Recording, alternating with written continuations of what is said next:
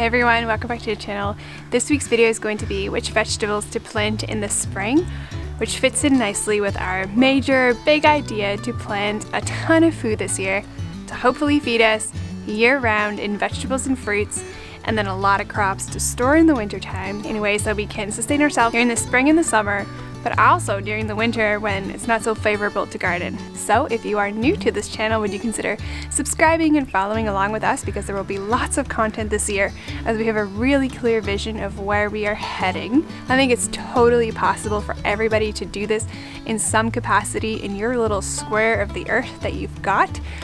And that is why this year I'm also investing a lot of time getting a container garden set up right over here so that I can show you that if you do not have a yard, but you just have a small balcony space, you can also grow some of your own vegetables in those pots, and you can think about ways that you can maximize that so you can feed yourself through, again, the spring, summer, and winter.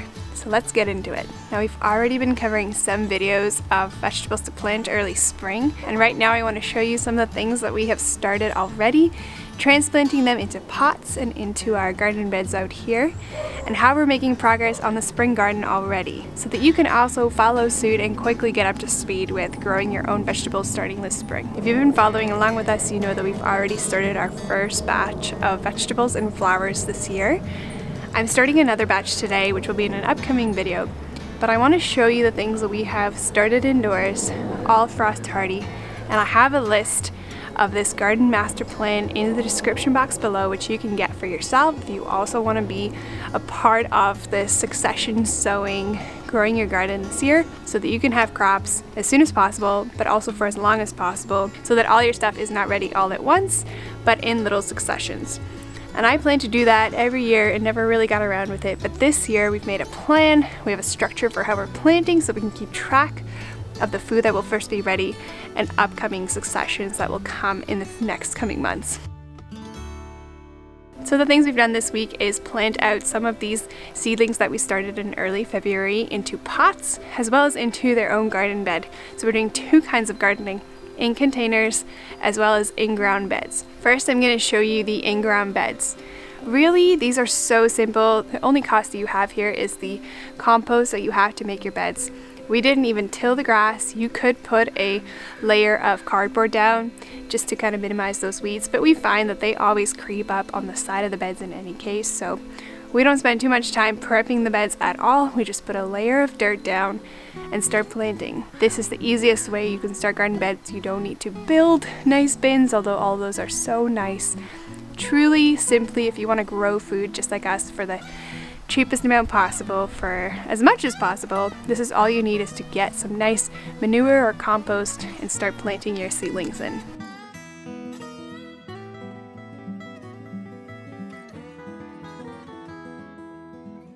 Now, if you're really concerned about the weeds, technically if you have your ground covered, those seeds are growing into plants that quickly cover the ground, so there really isn't all that much time or room for those weeds to grow.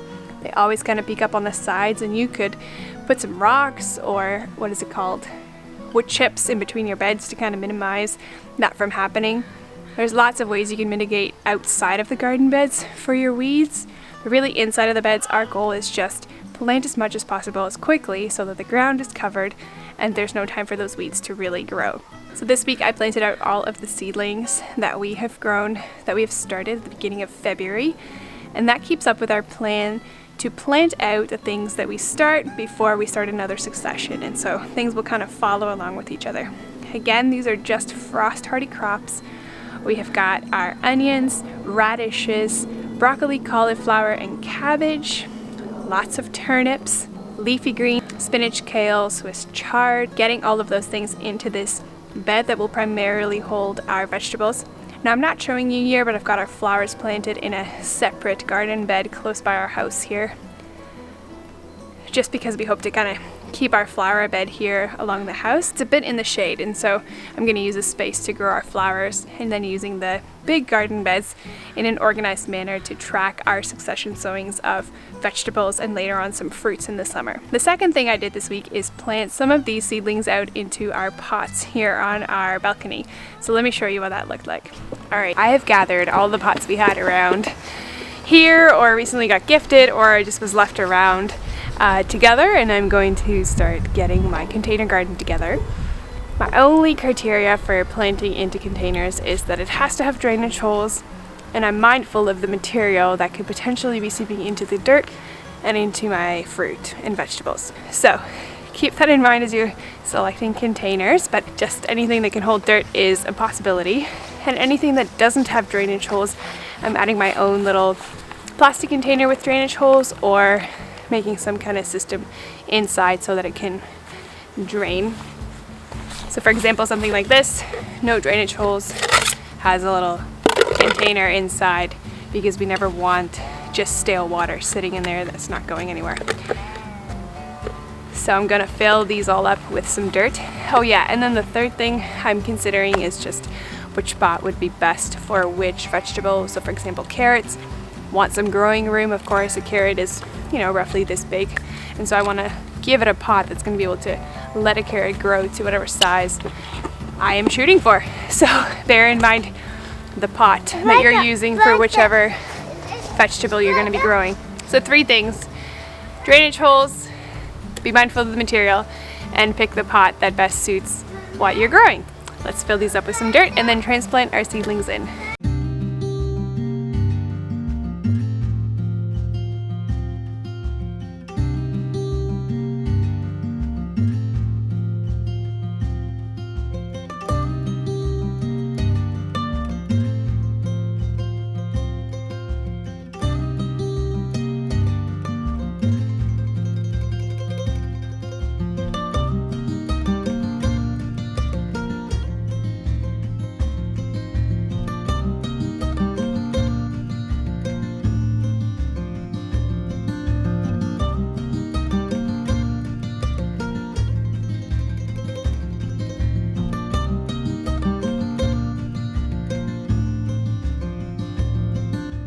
Now I've got one pot that doesn't have drainage holes, this nice big one, and I really want to use it, and I don't want to put a smaller pot in there that's really defying the point of having this nice big pot. So instead I'm going to pack some rocks in there at the bottom and then do soil on top.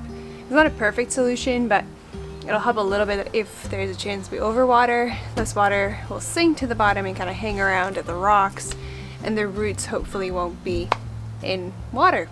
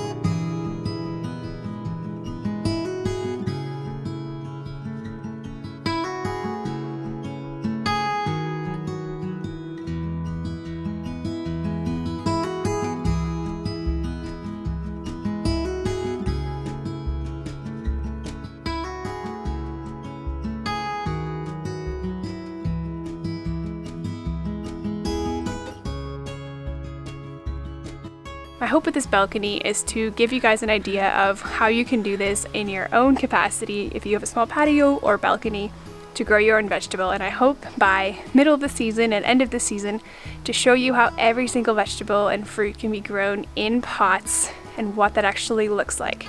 So stay tuned for that. Very excited about the garden season coming up. And we hope that you'll follow along with us. And if you've found this video helpful and like this kind of content, please like this video. That really helps us out. And we'll catch you in the next video. Cheers!